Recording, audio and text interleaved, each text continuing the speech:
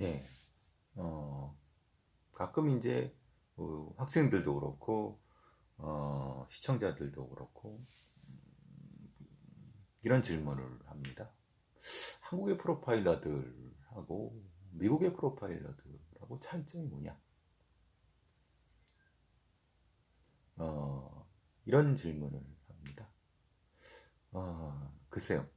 여러분 크리미널 마인드라든가 음, 다양한 영화 드라마에서 보여지는 미국의 프로파일러들이 참 멋있고 샤프하고 모든 사건을 다 해결할 수 있을 것 같고 막 그렇죠. 사실 그거는 어떻게 보면 되게 당연합니다. 왜냐하면 그들은 우리와 다르게 오랜 시행착오를 겪었고 그 시행착오 중에 이런 거죠. 어느 뭐 시골이라든가 아니면 미국의 시골이라든가 어느 뭐 이렇게 경찰청 이런 데서 무슨 사건을 해결하고 강력사건 해결하고 이러면서 스스로 프로파일러라고 주장하면서 프로파일러가 된. 근데 실제로 까보면은 어떤 이론적 기반이라든가 아니면은 그 재현 가능성, 과학적인 방법을 사용하지 않고 오로지 감, 촉, 경험 이런 걸로 사건을 우연히 해결하거나 해결하지 못했어도 그런 뭐 언론에서 붙여준 뭐 이런 것들을 통해서 프로파일이라고 주장하는 사람들도 있었습니다. 그리고 지금도 미국에는 그런 사람들이 꽤 많나 봅니다. 책이나 이런 걸 보면은. 어, 근데 이제 그 사람들은 정식으로 사실은 FBI에서 그러니까 그런 논란이 되면서 FBI에서 이런 오류를 겪으면서 비판도 많이 받으면서 이 일선 경찰청이라든가 뭐 DEA라 ATF라든가 CIA 같은 일선 그 사법기관에서 최소한의 5년 뭐 그 이상의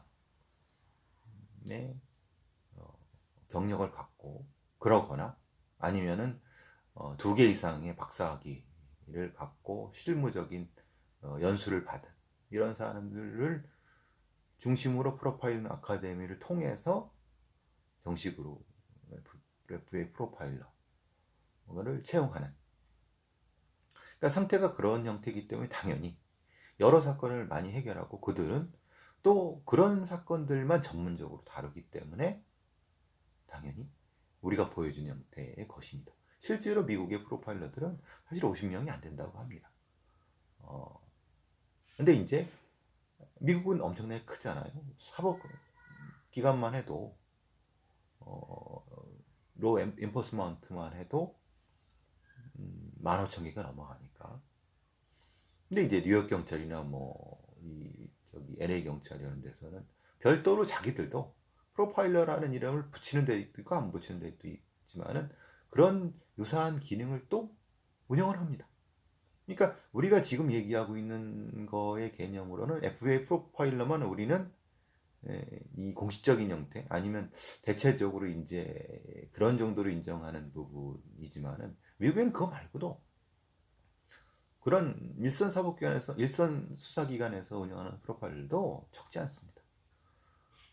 어쨌든 그게 기초적인 거고. 근데 대신에 우리나라 같은 경우는 그 기초가 다르죠. 왜냐하면 우리는 아시다시피 2000년 그 앞뒤 쪽에 이제 그 여러 강력 사건이 생기면서 대체적으로 뭐 이제 시범적으로 범죄 분석 요원이라고 하는 분석 그 일종의 스터디 그룹이라든가 그런 걸 일선 경찰을 지원자를 받아서 만들었고 그 받은 사람들이 일종의 이제 그 지방청에서 그런 정식 수사팀은 아닌데 그런 비슷한 형태가 있었습니다. 근데 그 중간에 이제 아시는 표창원 교수님이 경찰 영국에서 경찰학 박사 1호로 우리나라에 오시면서 경향신문에 검색해보면 나옵니다. 경찰대에 계시다가 어떤 우연적인 것 때문에 그 우연적인 건 뭐 미국의 양들의 침묵이라든가 이런 미디어 영향이 크겠죠. 그러면서 이제 한국의 미디어에도 그런 저런 프로파일러를 찾다 보니까 언론에 의해서 만들어진 프로파일러가 이제 표창원 교수님 형태가 되는 거죠. 그게 2000년 초반쯤 되고 그와 결을 같이 하면서 실제로 그런 거를 인력이 있느냐라고 할 때 이제 경찰에서 아까 말씀드린 일종의 시범적으로 일선에서 일선 이제 과수요원이라든가 아니면 이런 수사요원들 일부를 그런 형태로 일단 이름을 지어갖고 모아놓은. 그렇지만 그 사람들은 자격은 되지 않는. 그래서 계속 그때도 배우고 막 공부하러 다니고 막 그랬던 그 기억이 있습니다. 근데 실제로 그런 과정에서 유영철 사건이 터진 거죠. 그러면서 정식으로 사실은 이런 형태의 것을 FBI식으로 만들어봐야 되겠다라는 것이 당시 경찰청의 뭐 중간 간부들 이런 사람들한테 어필이 돼갖고 몇몇 뜻있는 사람들이 이런 특채를 한번 해보자. 그러다가도 이제 그 티오가 물을 못 받은 상태였어요. 그러면서도 계속 이제 아까 말씀드린 일선에서 그 차출된 아니면 자기가 자원한 형태의 팀은 계속 있었고요. 그 사람들이 이제 지금 자기네들이 프로파일러라고 주장하고 있는 건데 사실은 그건 아니죠. 그거는 이제 일종의 그 스터디 그룹에서 경찰청이 이제 국회라든가 수사권 조정을 위해서 무엇인가 이렇게 좀 보여주기 식으로 만든 것. 실제로 그들이 실제 현장에서 수사를 하거나 그러진 않았고 그냥 조언이라고 하기도 애매한 부분이었어요. 왜냐하면 실제로 현장 경찰들은 그 사람들이 어떻게 만들었는지 진짜 너무 잘 알거든요. 그러니까 대략 그런 상태였다가 정식으로 경찰청 범죄구속요원 1기, 2기, 3기 이렇게 채용 티오가 이제 얘기되면서 그때 이제 40명 티오가 만들어졌죠. 40명 티오 1기 16명, 2기 14명, 순서가 좀 바뀔 수도 있습니다. 3기 10명. 이렇게 티오가 있어. 그들이 이제 2005년, 6년, 7년, 2006년, 7년, 8년 이렇게 쭉 채용돼 갖고 운영된 사람들입니다. 그리고 한참 뒤에 이제 프로파일러. 왜 제가 이 말씀을 조질이 드리냐면은 한국의 프로파일러, 미국 프로파일러 어떤 차이가 있냐를 말씀드리려고 하면 이런 얘기를 해야 됩니다. 제가 제 책에도 제가 쓴 누가 진짜 범인인가에도 아주 구체적으로 말씀드려 놓고 제가 왜 저를 대한민국 프로파일러 1호라고 감히 표창원 교수님도 있는데 또 뭐 아신 바처럼 다른 어떤 K모 씨도 있는데 이렇게 주장하는 바가 제 책에 다 들어가 있습니다. 미국적 기준으로 보면은 실제로 제가 채용될 때 저랑 같이 채용된 사람들은 학사 기자도 있었고 석사 간 나온 사람도 있었고 실적 능력 하나도 없었죠. 저도 마찬가지였고 사실 저만 유일하게 박사 수료하고 논문을 바로 앞둔 상태였습니다.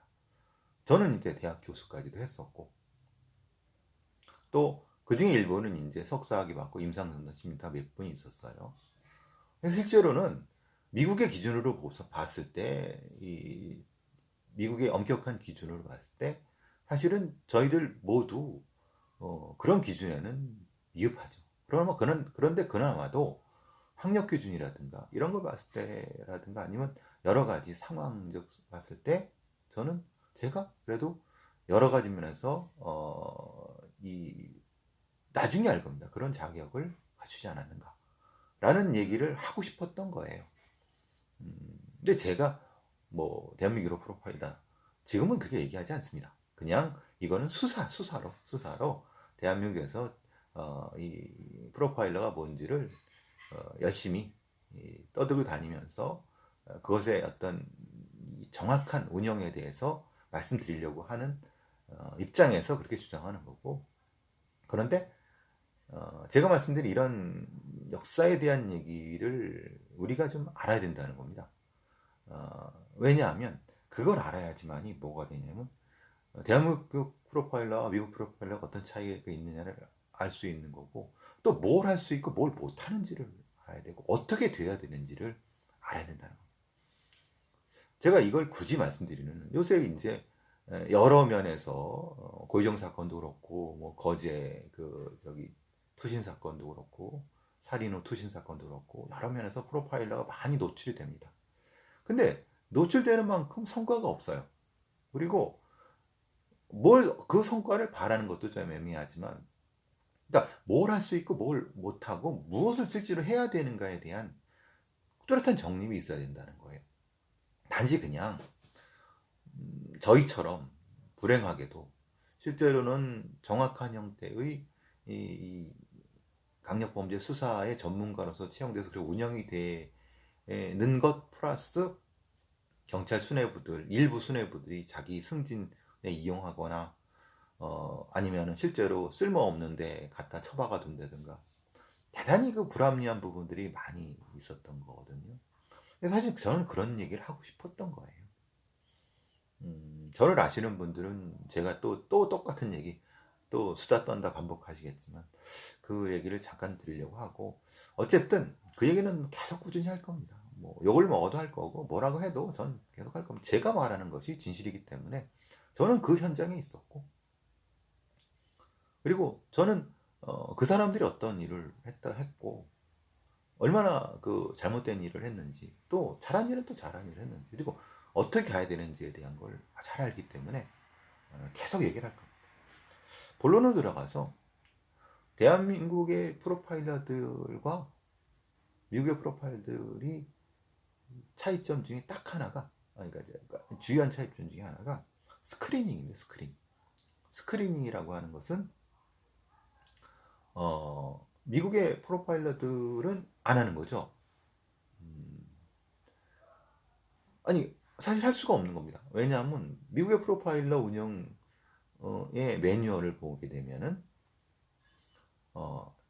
첫 번째 수사가 진행된 다음에 그 수사가 막혔을 때, 즉 일선 경찰청, 그러니까 LA 경찰청이라든가 뭐 뉴욕 경찰 같은 데 막혔을 때 그때 개입한다라고 규정이 되어 있습니다. 그렇기 때문에 사실 스크리닝은 의미가 없죠. 근데 우리는 그리고 그 스크리닝은 시스템을 통해서, 말하는 바이캡 같은 거라든가 이런 시스템을 통해서 스크리닝을 꾸준히 하는 겁니다. 근데 우리나라의 프로파일러들은 제가 일했을 때, 1기, 2기 일했을 때 스크리닝이 뭐냐면은, 다른 건 흔히 말하는 뭐 비사건 연구라든가 면담이라든가 뭐 현장 분석 이런 것들은 다 하는 거고요. 매일 아침마다 지방청의 과수계 강력계에서 특히 이제 강력계 같은 데에서는 일선에 있는 경찰서의 그 형사과 당직으로부터 그 전날부터 계속 그 사건에 대한 보고서가 올라옵니다. 그 간략한 보고서죠. 사건 보고서죠. 간략한 일보가 올라오는 거죠. 정확히 말하면 일보가 올라오는 거죠. 그 일보를 아침 7시, 8시쯤에 취업해서 일일이 다 검토를 한 다음에 계장한테, 뭐 팀장 경위하지만 계장한테 이 사건에 대한 어떤 전체적인 스크리닝을 해줍니다. 그건 뭐냐면, 예를 들면 이런 거죠. 실제로는 어젯밤 예를 들면 뭐 강동서에서 절도범 하나가 이제 잡혔는데, 이상한데 이 절도범은 여성용품만 훔치더라. 특정한 여성용품 훔치고 거기서 나타나는 좀 특이한 행동이 있더라. 그걸 취합해서 보고합니다. 그래서 내부 회의를 통해 보고하는데, 그게 실제로는 연쇄살인범인지, 연쇄강간범인지, 연쇄방화범인지, 아니면 단순 절도범인지 모르죠. 근데 그 특이점들을 찾아서 보고, 여기서 이제 중요한 것이 여러분들이 많이 아시는 시그니처, 뭐 에모, 이런 얘기가 나오는 거죠. 실제로 시그니처, 에모 뭐 이런 부분들을 이해하기 전에 먼저 알아야 되는 게 콜링 카드입니다. 콜링 카드. 그러니까 어떤 사람은 에모와 시그니처의 구분에 대해서 얘기를 하는데 제가 장담하건대 에모와 시그니처부터 프로파일러가 하는 일에 대해서 얘기하면 그 사람은 가짜입니다. 실제로 이 프로파일링에 대해서 잘 모르는 사람입니다. 그러니까 교과서를 가지고 공부하지 못한 사람입니다. 가장 먼저 얘기해야 되는 콜링 카드입니다. 역사적으로 그렇게 되어 있습니다. 콜링 카드는 명함이죠, 명함. 즉, 그 사람이 무엇인가를 그 사람이 누구인가를 나타내는 일종의 표시 같은 겁니다. 콜링 카드. 그리고 그 얘기를 해야지 사실 시그니처가 나오고 그 얘기를 해야지 에모가 나올 수 있는 겁니다. 그리고 그 과정 중에 이른바 개인화된 공격이라고 하는 퍼스널 어설트라고 하는 개념이 나올 수 있는 겁니다. 즉 콜링 카드는 자기가 누군지를 밝히는 겁니다. 의식적으로 밝히는 거죠. 근데 시그니처는 자기가 누군지 의식적으로 뭐 표시를 한다, 뭐 이렇게 미국 연쇄살인범들이 이렇게 막 표시하고 다니고 막 그런다고 하잖아요. 근데 그건 정확히 말하면은 사실은 콜링 카드입니다. 그러니까 콜링 카드 중에서 무의식적으로, 그러니까 자기의 욕구를 이 행동을 통해서 충족하기 위해서 자기도 모르게 이 몸속에 내재화된 프로그램으로 만들어내는 어떤 행위와 결과, 행위의 결과, 이게 시그니처라는 거예요. 그러니까 시그니처, 그러니까 의도적으로 이렇게 뭘 쓰는 부분은 사실은 이거는 시그니처로 우리가 알고 있지만 사실은 콜링 카드죠. 그러니까 요거를 구분 못하면은, 근데 이제 너무나도 그 이른바 이 부분에 대해서 공부를 하지 않고 대충 한 사람들이 너무나도 많아갖고 그것도 역시 시그니처라고 얘기를 합니다. 그러니까 아커가 양화를 구축하는 것처럼 이건 아커가 양화가 구축된 거죠. 사실 그건 시그니처가 될 수 없는데 시그니처가 돼버린 겁니다. 아커가 양화를 구축해버린 거죠. 저도 어떨 때는 그걸 써버립니다. 안 되는데 막 이러네. 근데 그걸 그렇게 써버리면은 현장 분석 그리고 그 범죄자의 심리 분석이 확 흐트러져 버리는 겁니다. 산으로 가버리는 거죠. 정확히 하실 건 콜링 카드, 이거 시그니처입니다. 그리고 여기서 구분될 게 이제 흔히 말하는 에모인데요. 에모는 뭐 많이 아시는 것처럼 그 범죄를 하기 위한 수단입니다. 수단. 그러니까 그 하기 위한 방법입니다. 방법. 그러니까 예를 들면은 그 방법 중에서 효율적이고 기능적으로 선택된 방법입니다. 그러니까 말하자면은 특정한 이 도구를 사용한다. 근데 그 도구를 사용하는 것이 기능적으로 상당히 선호되고 유리한 방향이라고 하면은 그것이 다 에모가 될 수 있는 거죠. 그런데 그거를 꼭 에모라고 하는 이유는 그게 반복적으로 나타나기 때문입니다. 즉 어떤 범인은 에모가 나타나지 않을 수도 있어요. 왜냐하면 반복적으로 하지 않고 이럴 때는 이렇게 하고 저럴 때는 저렇게 한다고 하면 이것은 에모가 없는 거죠. 대신 에모가 없다는 것이 콜링 카드가 되는 것이죠. 그리고 그 콜링 카드가 자기도 모르게 무의식적으로 된다고 하면은 시그니처가 되는 겁니다.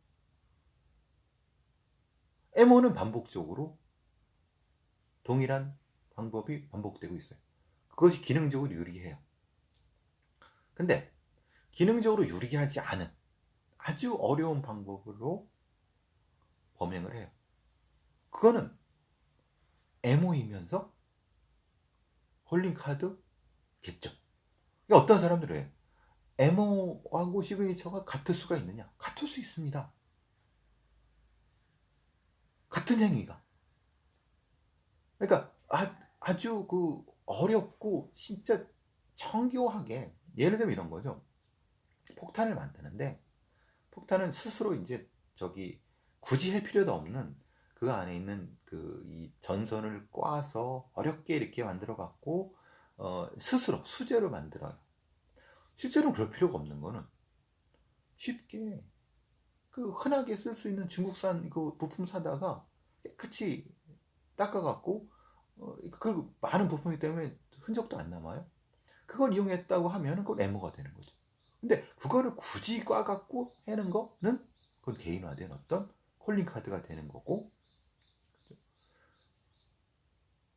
그러니까 에모이면서 콜링 카드인 경우가 존재할 수 있습니다. 근데 약간 좀 공부가 안 된 프로파일러라고 자칭하는 사람들이 이걸 헷갈려 버려요. 그러면 또 하나는 개인화된 공격은 뭐냐? 예를 들면 이런 거죠. 어떤 사람은 특히 뭐 이제 강호순 같은 경우라든가 연쇄살인범 중에 칼이라든가 다른 걸 사용하지 않고 높은 수준의 손으로 액살하는 경우가 있어요. 그러니까 이거는 자기가 이 죽이는 것을 목을 조르면서 그의 죽어가는 것을 눈으로 보면서 그 느끼는 그 쾌감 때문에 이 행위를 하는 거예요.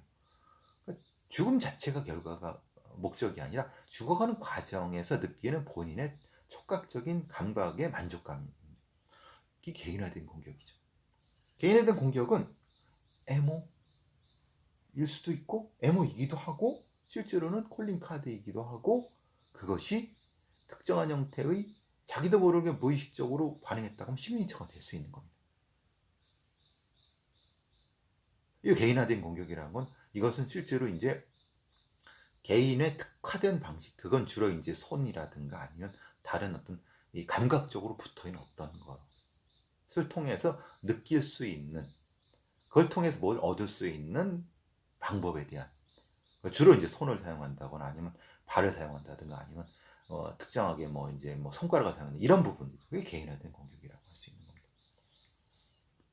오늘은 이제 기존에 여러분이 들을 수 없었던 교과서에는 분명히 나옵니다. 근데 교과서, 영어 교과서에 나오죠. 그러니까 미국의 진짜 영어 교과서에는. 그런데 이 사람들이 그걸 그냥 쓱 훑는 거죠. 이게 어떤 의미가 있는지를 잘 모르니까, 현장에서 이것이 어떻게 적용될 수 있는지를 모르기 때문에 훑어버리는 겁니다.